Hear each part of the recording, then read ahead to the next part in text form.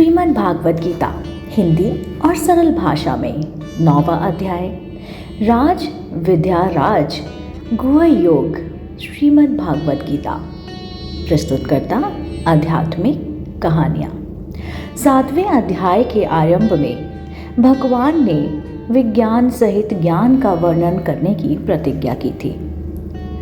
उस अनुसार उस विषय का वर्णन करते हुए आखिर में ब्रह्म, अध्यात्म, कर्म, अधिभूत, अधिदेव और अधियज्ञ सहित भगवान को जानने की और अंत काल में भगवान के चिंतन की बात कही है।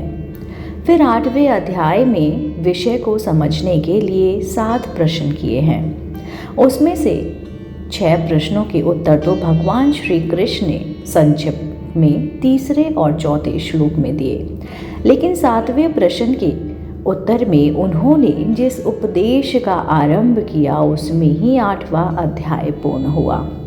इस तरह 7वें अध्याय में शुरू किए गए विज्ञान सहित ज्ञान का सांगोपांग वर्णन नहीं हो पाने से उस विषय को बराबर समझने के लिए भगवान इस 9वें अध्याय का आरंभ करते हैं। 7वें अध्याय में वर्णन किए गए उपदेश से इसका प्रगाढ़ संबंध बताने के लिए भगवान पहले श्लोक में फिर से वही विज्ञान सहित ज्ञान का वर्णन करने की प्रतिज्ञा करते हैं। श्री भगवान बोले, मुझ दोष दृष्ट रहित भक्त के लिए इस परम गोपनीय विज्ञान सहित ज्ञान को पुनः भली भांति कहूँगा, जिसको जानकर तू दुख रूप संसार से मुक्त हो जाएगा। यह विज्ञान सहित ज्ञान सब विद्याओं का राजा, सब रहस्यों का राजा, अति पवित्र, अति उत्तम, प्रत्यक्ष फल वाला, धर्म युक्त साधन करने में बड़ा सुगम और अविनाशी है। हे परम पद, इस उपयुक्त धर्म में श्रद्धा रहित पुरुष मुझको ना प्राप्त होकर मृत्यु रूप संसार चक्र में भ्रमण करते रहते हैं। मुझ निराकार परमात्मा से यह सब जगत जल से बर्फ से सदृश परिपूर्ण है और सब भूत मेरे अंतर्गत संकल्प के आधार स्थित हैं, किंतु वास्तव में मैं उनमें स्थित नहीं हूँ। वे सब भूत मुझ में स्थित नहीं हैं, किंतु मेरी ईश्वरीय योग शक्ति को देख के भूतों को धारण पोषण करने वाला और भूतों को उत्पन्न करने वाला भी मेरा आत्मा वास्तव में भूतों में स्थित नहीं है। जैसे आकाश से उत्पन्न सर्वत्र विचरने वाला महान वायु सदा आकाश में ही स्थित है, वैसे ही मेरे संकल्प द्वारा उत्पन्न होने से संपूर्ण भूत मुझ में स्थित हैं। ऐसा जान हे अर्जुन, कल्पों के अंत में सब भूत मेरी प्रकृति को प्राप्त होते हैं, अर्थात प्रकृति में लीन होते हैं, और कल्पों के आदि में उनको मैं फिर रचता हूँ। अपनी प्रकृति को अंगीकार करके स्वभाव के बल से परतंत्र हुए इस संपूर्ण भूत समुदाय को बार बार उनके कर्मों के अनुसार रचता हूँ। हे अर्जुन, उन कर्मों में आसक्ति रहित और उदासीन के सदृश स्थित मुझ परमात्मा को वे कर्म नहीं बांधते। हे अर्जुन, मुझ अधिष्ठाता के सकाश से प्रकृति सराचर सहित सर्व जगत को रचती है, और इस हेतु से ही इस संसार चक्र धूम रहा है। मेरे परम भाव को ना जानने वाला मूढ़ लोग मनुष्य का शरीर धारण करने वाले मुझ संपूर्ण भूतों के महान ईश्वर को तुच्छ समझते हैं, अर्थात अपनी योग माया से संसार के उद्धार के लिए मनुष्य रूप में विचरते हुए मुझ परमेश्वर को साधारण मनुष्य मानते हैं। वे व्यर्थ आशा, व्यर्थ कर्म और व्यर्थ ज्ञान वाले विक्षिप्त चित्त ज्ञानी राक्षसी, आसुरी और मोहिनी प्रकृति को ही धारण किए रहते हैं। परंतु हे कुंती पुत्र, देवी प्रकृति के आश्रित महात्म जन मुझको सब भूतों का सनातन कारण और नाश रहित अक्षर स्वरूप जानकर अनन्य मन से युक्त होकर निरंतर भजते हैं।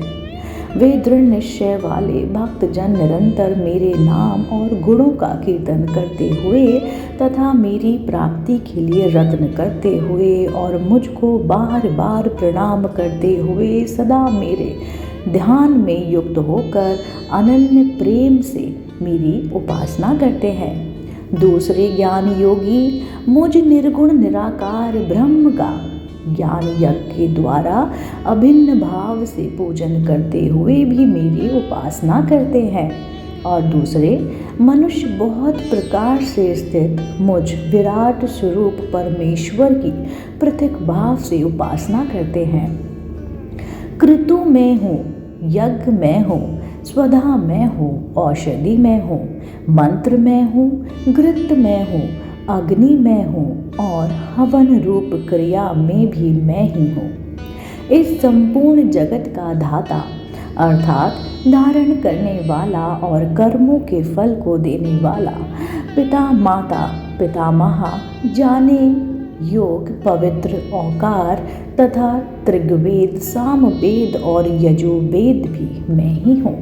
प्राप्त होने योग परम धाम भरण पोषण करने वाला सबका स्वामी शुभाशुभ का देने वाला सबका वास स्थान शरण लेने योग प्रत्युपकार ना चाहकर हित करने वाला सबकी उत्पत्ति प्रलय का हेतु स्थित का आधार निधान और अविनाशी कारण भी मैं ही हूँ।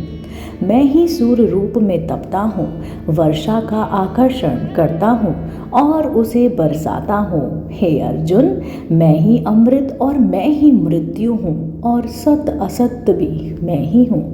तीनों वेदों में विधान किए हुए सकाम कर्मों को करने वाले सोम रस को पीने वाले पाप रहित पुरुष मुझको यज्ञों के द्वारा पूज कर स्वर्ग की प्राप्ति चाहते हैं।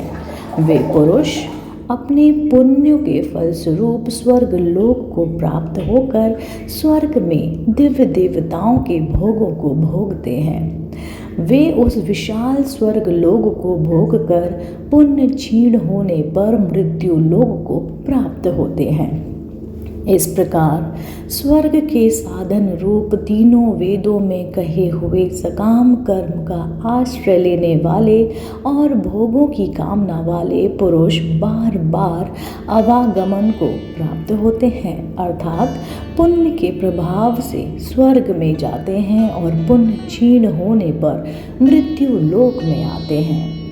जो अनन्य प्रेम भक्त जन मुझ परमेश्वर को निरंतर चिंतन करते हुए निष्काम भाव से भजते हैं, उस नित्य निरंतर मेरे चिंतन करने वाले पुरुषों को योगक्षेम में स्वयं प्राप्त कर देता हूँ। हे अर्जुन, यद्यपि श्रद्धा से युक्त जो सकाम भक्त दूसरे देवताओं को पूजते हैं वे भी मुझको ही पूजते हैं, किंतु उनका पूजन अविधि पूर्वक अर्थात अज्ञान पूर्वक है, क्योंकि संपूर्ण यज्ञों का भोक्ता और स्वामी मैं ही हूँ। परंतु वे मुझ परमेश्वर को तत्व से नहीं जानते, इसी से गिरते हैं अर्थात पुनर्जन्म को प्राप्त होते हैं। देवताओं को पूजने वाले देवताओं को प्राप्त होते हैं, पितरों को पूजने वाले पितरों को प्राप्त होते हैं, भूतों को पूजने वाले भूतों को प्राप्त होते हैं और मेरा पूजन करने वाले भक्त मुझको प्राप्त होते हैं। इसलिए मेरे भक्तों का पुनर्जन्म नहीं होता है।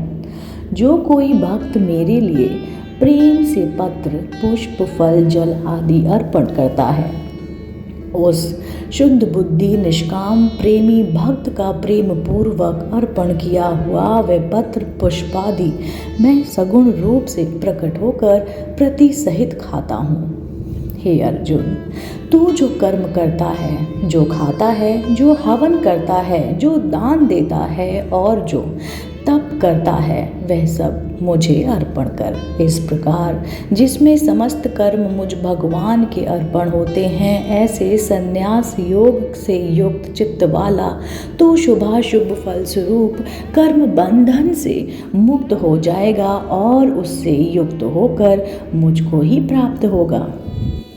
मैं सब भूतों में समभाव से व्यापक हूँ, ना कोई मेरा अप्रिय है और ना ही प्रिय है, परंतु जो भक्त मुझसे प्रेम करते हैं और मुझको प्रेम से भजते हैं वे मुझ में हैं और मैं उसी में प्रत्यक्ष प्रकट हूँ। यदि कोई अतिशय दुराचारी भी अनन्य भाव से मेरा भक्त होकर मुझे भजता है तो वे साधु ही मानने योग्य है, क्योंकि यह अर्थात निश्चय वाला है, अर्थात उसने भली भांति निश्चय कर लिया है कि परमेश्वर के भजन के समान अन्य कुछ भी नहीं है। यह शीघ्र ही धर्मात्मा हो जाता है और सदा रहने वाला परम शांति को प्राप्त होता है।